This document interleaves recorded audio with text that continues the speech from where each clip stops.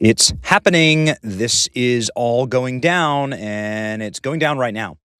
So, as we watch President Trump working on a peace negotiation that may well be announced today, Donald Trump canceled a huge meeting at the White House, allegedly because there's going to be a major announcement about the Iranian peace deal.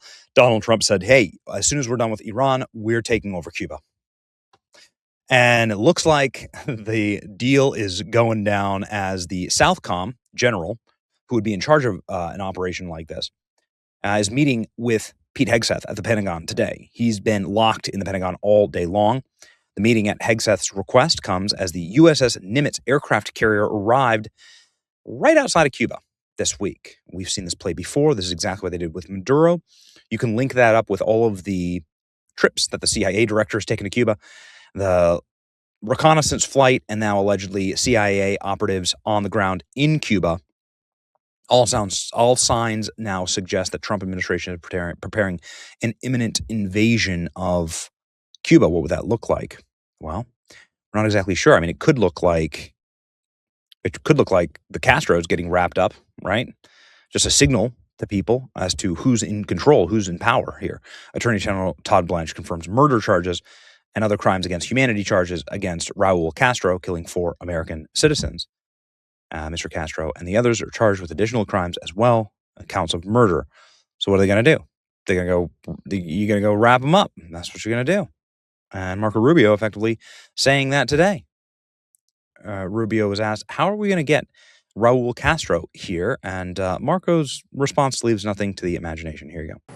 Well, that was a grand jury in South Florida returned an indictment on Raul Castro. It has nothing to do with us.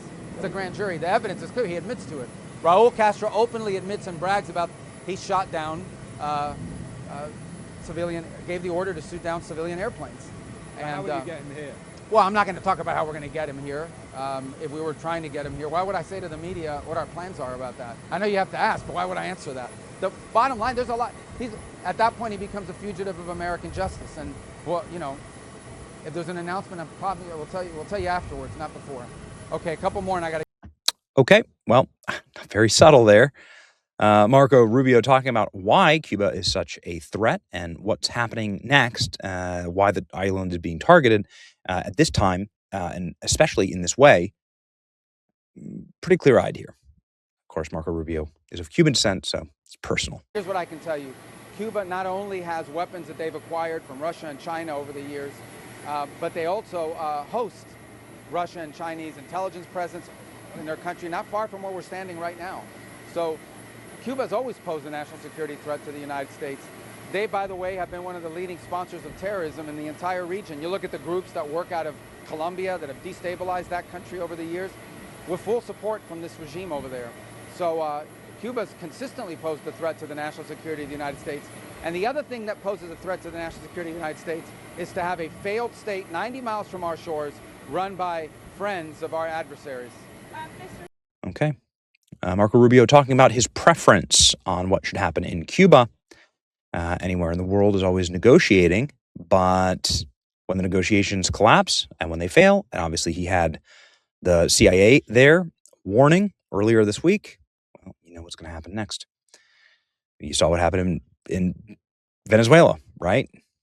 One more time. Here's Marco Rubio, who has the highest polling and approval rating of anyone in President Trump's administration, including Donald Trump right now. Very interesting stuff. Here we go. Our preference in Cuba and anywhere in the world is a negotiated diplomatic settlement, okay? And that's what I would say to you. The president always has the option to do whatever it takes to support and protect the national interest and national security of the United States. He has the option to do that if there's a threat to the national security of the United States. And he has shown his willingness to do that when he identifies such a threat. That said, our preference is always a diplomatic solution, always.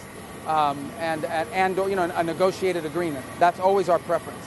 But to answer your question, if there's a threat to the national security of the United States, the president not just has the right, he has the obligation to address that national security threat. At the end of the day, they got to make a decision. Their system doesn't work, right? Their economic system does not work. It's broken.